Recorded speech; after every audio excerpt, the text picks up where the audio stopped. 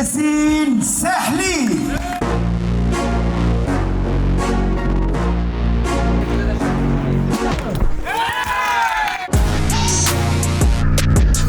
Le football, la Coupe du Monde 1998, France-Brésil, ça m'a marqué à vie ça.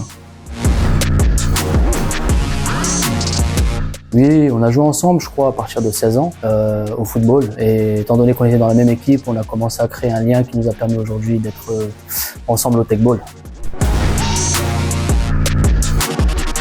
Athlète professionnel, bien sûr. J'ai toujours rêvé de vivre d'un sport et aujourd'hui, j'y suis presque et bien sûr, athlète. Oui, Ronaldinho, pour moi, le meilleur technicien au monde et je me suis beaucoup inspiré de lui, Ronaldinho. J'ai découvert le Techball au Cap-Vert lors des premiers Jeux africains. J'ai représenté la Tunisie lors de cette première édition et c'était en regardant des vidéos sur YouTube quand on m'a parlé de ce sport. Et effectivement, j'avais accepté de représenter la Tunisie lors de cette édition.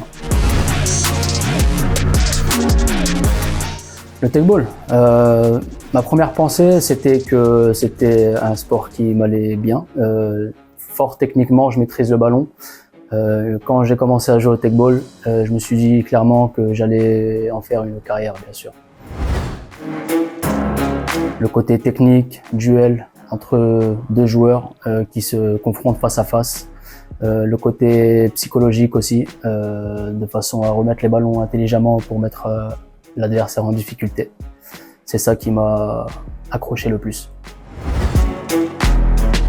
Le smash, coup du pied, je suis l'un des rares joueurs à savoir l'exécuter. C'est un coup incroyable qui permet de gagner un point très rapidement.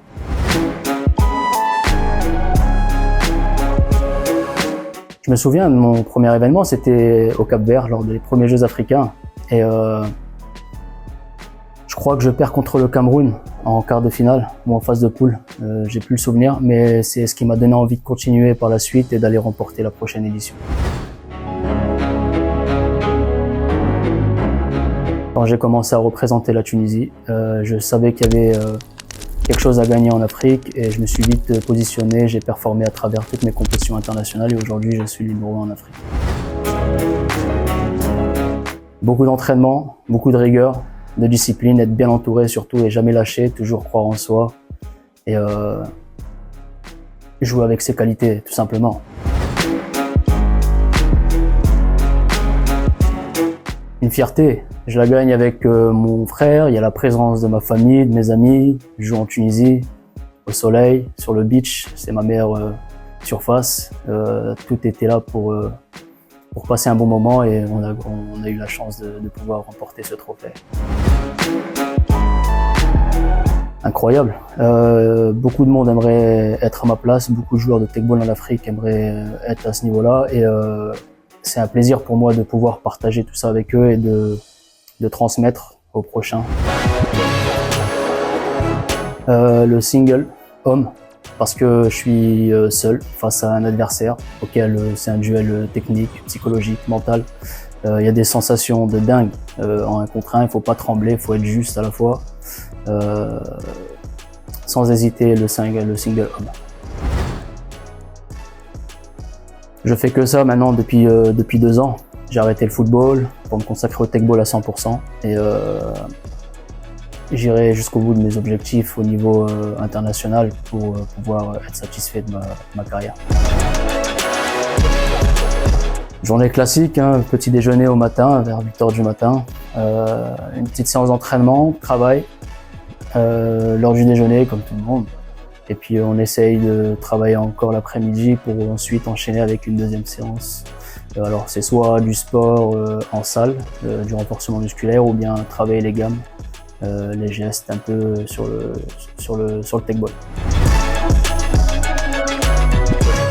Très souvent, au début, on me demandait quel était ce sport. Du coup, j'expliquais à travers les règles et ce qu'on voyait sur les vidéos YouTube ou quoi. Donc maintenant, j'ouvre directement mon téléphone, je fais montrer des images et puis le sport commence à être de plus en plus connu, donc c'est plus facile pour moi d'expliquer. Oui, bien sûr, être champion du monde, comme tout le monde, comme tout joueur de Techball. Et participer un jour, si le sport devient olympique, à une édition des Jeux Olympiques, bien évidemment. Gagner un maximum de trophées possibles, que ce soit en national ou en international. Quand j'aurai le sentiment d'avoir fait le boulot, j'arrêterai ma carrière et ensuite peut-être transmettre le sport à mon prochain. Oui, bien sûr, c'est un projet d'avoir une belle femme, une belle voiture, une belle maison. Maintenant, je suis focus sur le sport et puis tout vient naturellement. Évidemment qu'on veut tous une belle vie comme celle-là. Alors pas vraiment, je ne me suis pas projeté encore sur cette question, mais j'essaierai de faire le maximum en tout cas pour être satisfait et puis j'en ferai mon travail, certainement.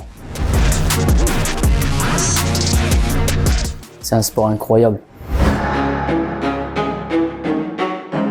En Tunisie, le teqball se porte plutôt bien. On essaye de développer à travers tout le pays avec la création des clubs, la formation des arbitres et l'établissement aussi d'un circuit national.